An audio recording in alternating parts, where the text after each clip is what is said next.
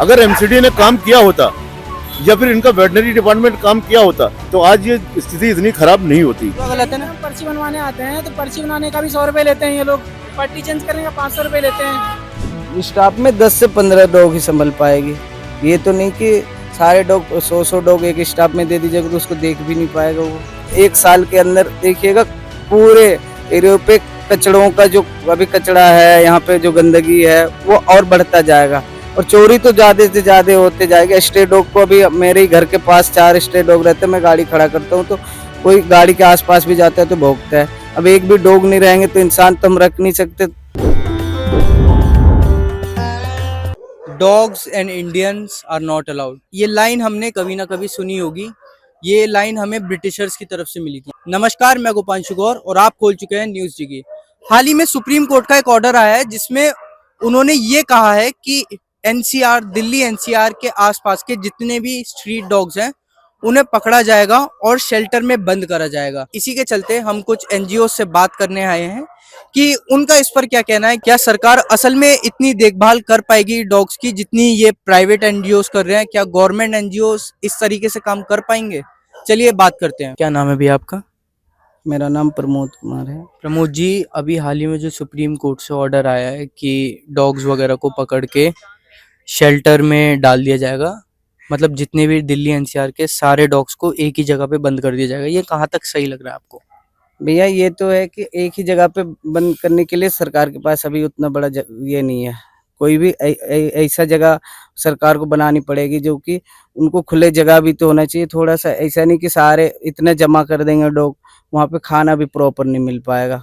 कहाँ बीमार है, कौन सा क्या है उनको पता चलेगा। उतने एक साथ अगर 1000-2000 डॉग रख लें तो उनके लिए बड़े सेंटर बनाने पड़ेगा। पहले सरकार को व्यवस्था करनी पड़ेगी, फिर ये काम चाहिए। अच्छा, तो आपको कहाँ तक लगता है कि सुप्रीम कोर्ट का ये ऑर्डर सही है कि गलत है? भैया ये तो सरासर गलत है। क्यों गलत है? लाइक अगर उनकी सोर्स और रिसर्च के हिसाब से बताए तो हर 2 दिन में एक रेबीज की वजह से डेथ हो रही है एंड हर एक दिन में 3 केसेस डॉग बाइट के आते हैं।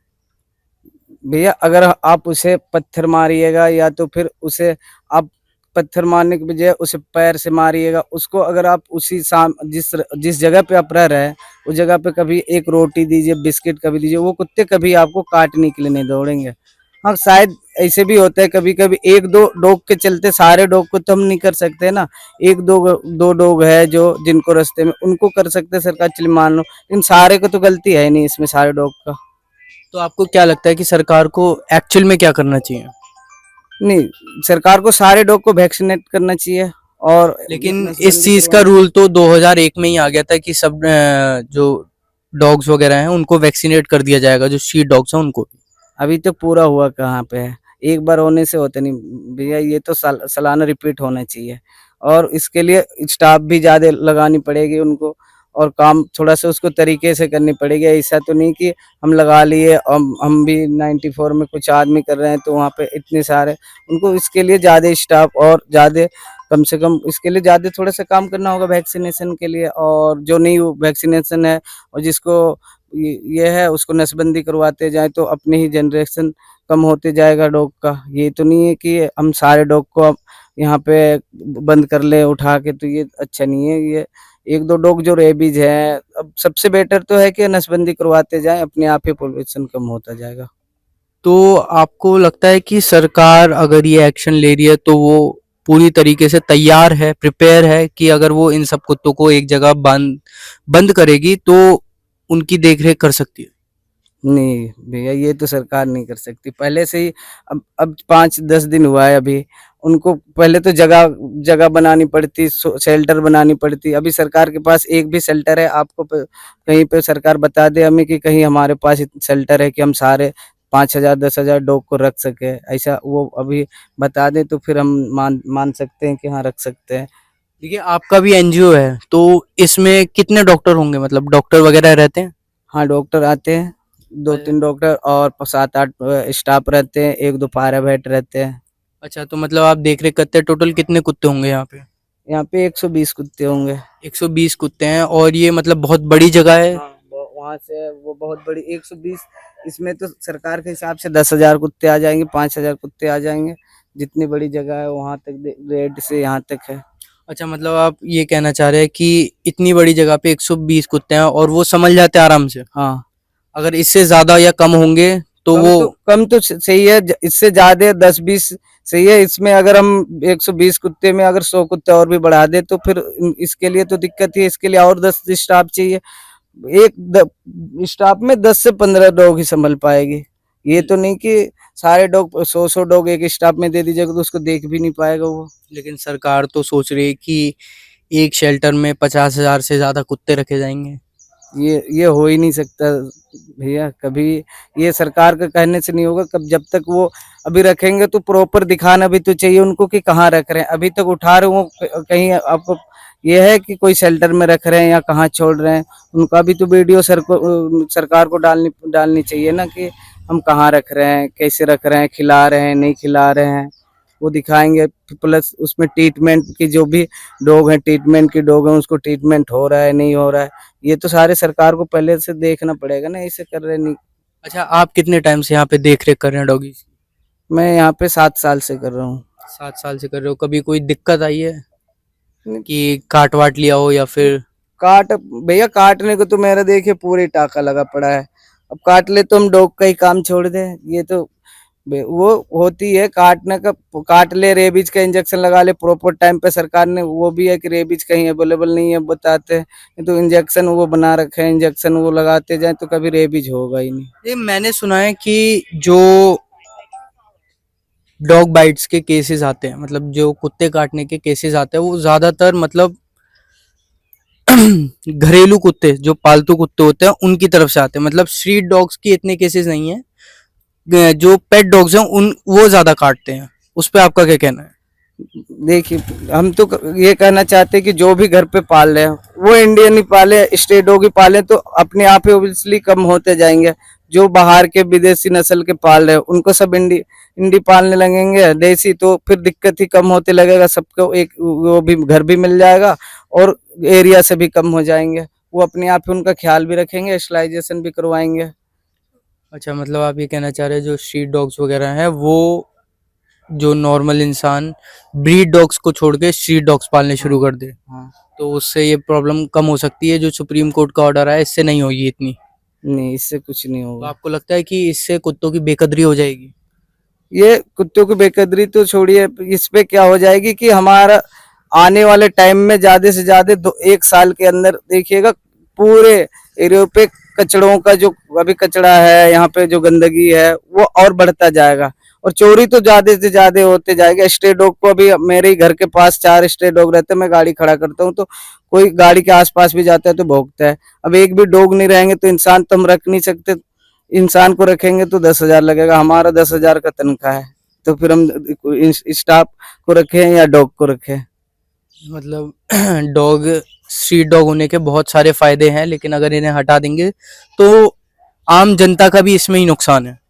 हाँ, ये आम जनता के ही है। सरकार को तो क्या है, सरकार तो वो सोच रहे हैं कि 1-2, ये भी नहीं कि 1-2 कैसे सारे उनके पास और पूरे सारे डॉग को हटा तो नहीं सकते ना। वो सारे डॉग को सारे, अगर हम सोचे हम पूरे गांव में एक आदमी चोरी के पूरे गांव उठा लेंगे तो ये तो गलत बात है ना। तो इन्हें खाने वगैरह में क्या दिया जाता है?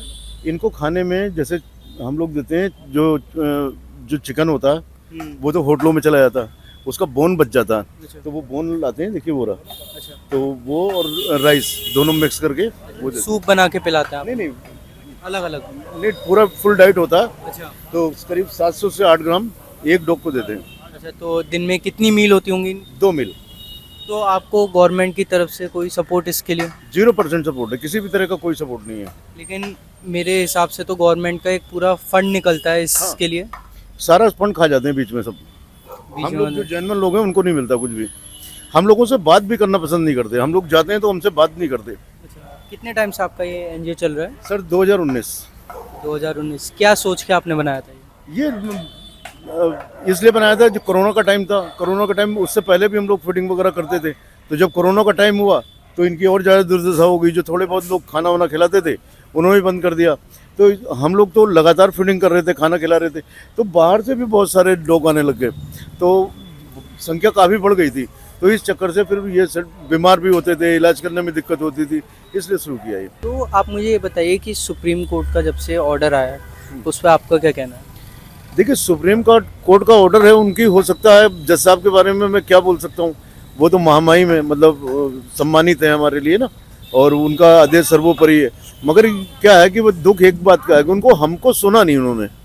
उनको सारे पक्षों को सुनना चाहिए। उनको कोई उन्होंने खबर देखी, वो खबर फेक थी, फर्जी खबर थी। दिल्ली में 3 साल में एक सिंगल रेबीज का केस नहीं है। लेकिन गवर्नमेंट की इंफॉर्मेशन के अकॉर्डिंग हर 3 दिन में 2 मौतें हो रही हैं रेबीज से। देखिए, मैं दिल्ली एनसीआर की बात करूंगा। दिल्ली जो भारत सरकार का आंकड़ा है, हमारी संसद में जो रिपोर्ट पेश हुई है, उसमें पिछले 3 साल में सिंगल डेथ नहीं हुई है एनसीआर में। आपने एनसीआर के लिए रिकॉर्ड आदेश पारित किया, तो यहाँ तो डेथ कोई हुई नहीं।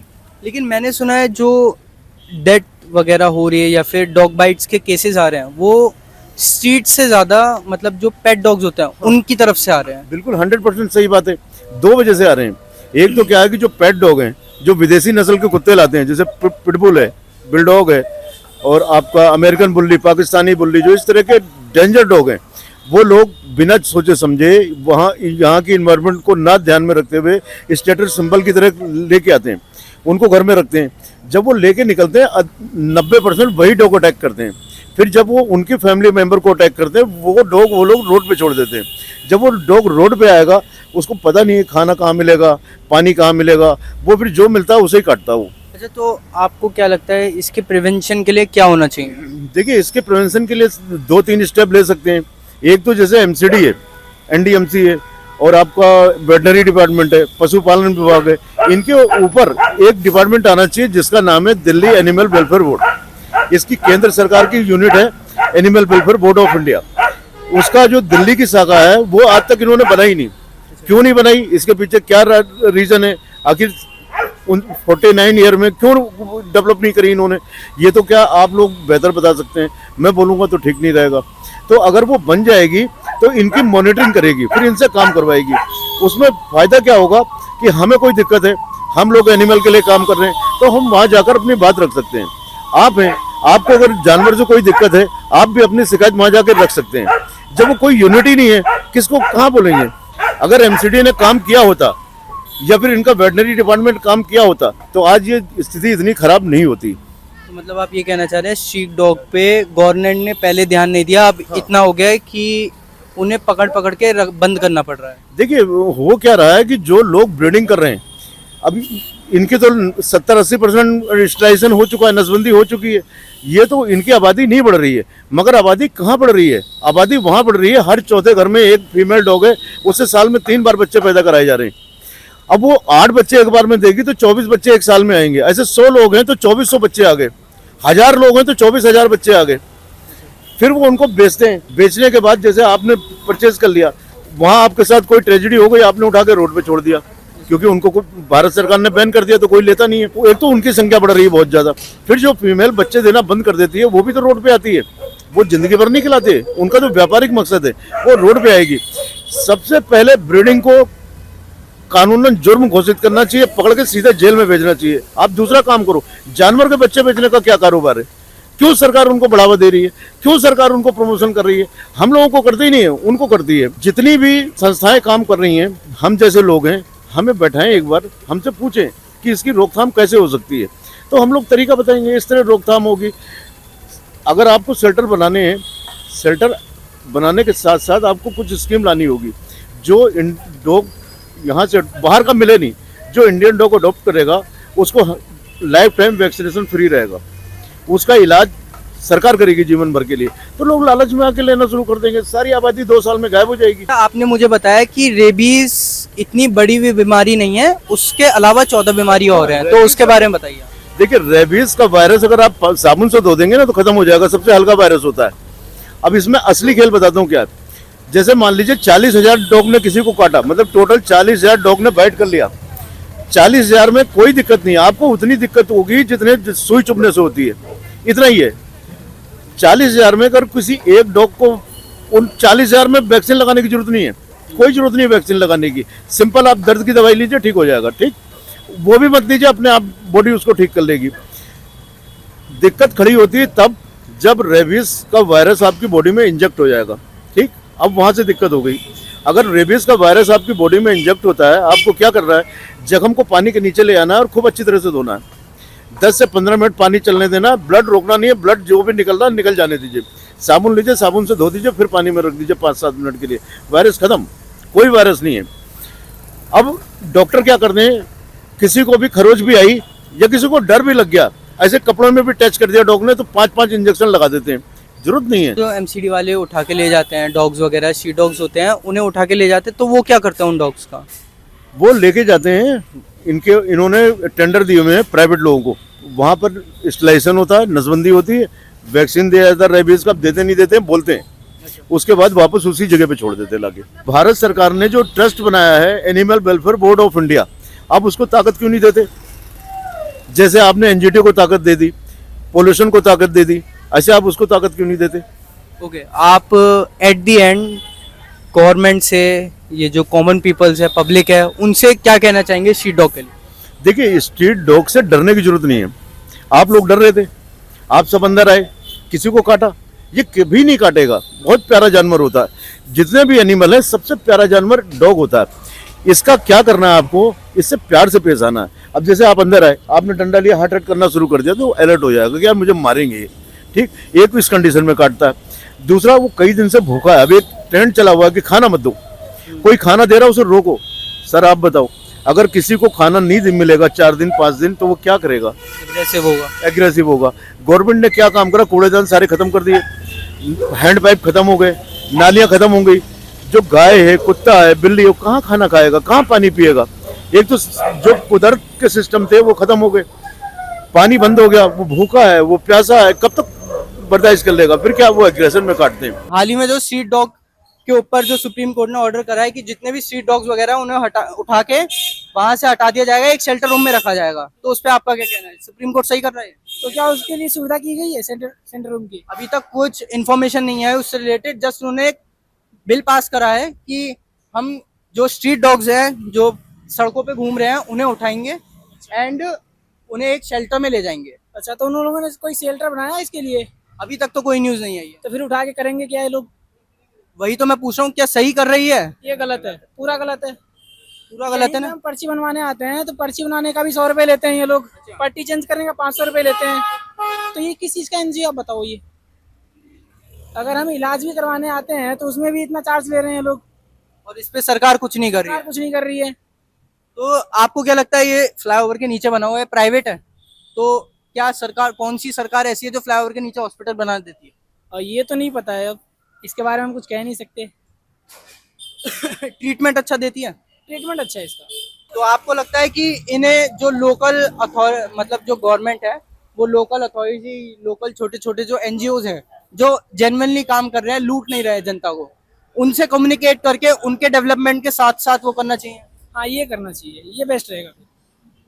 तो आप इस टाइम सरकार, वो सुप्रीम कोर्ट के जो ऑर्डर आया उसके साथ हैं कि उसके खिलाफ है? सर इसके बारे में तो कुछ कह नहीं सकते, लेकिन हाँ, अगर उन्होंने उठाया है तो कुछ मतलब सोच के ही कदम उठाया होगा। अगर ये कर रहे हैं तो फिर इसके साथ में उनको ये भी जवाब देना पड़ेगा कि उसके लिए कर क्या रहे हैं ये। मतलब अगर डॉग्स को उठाएंगे तो कहाँ रखेंगे, उसको दिखाया जाए, मतलब न्यूज़ के जरिए दिखाया जाए कि आपने उसकी सुविधा कहाँ पे करी है और वहाँ पे क्या क्या फैसिलिटीज़ हैं, ये भी दिखाना पड़ेगा ना पब्लिक को। हम हॉस्पिटल के अंदर गए थे, उन्होंने हमें मना कर दिया कि यहाँ पे अलाउड नहीं है, हमारा मैनेजमेंट अलाउड नहीं करता।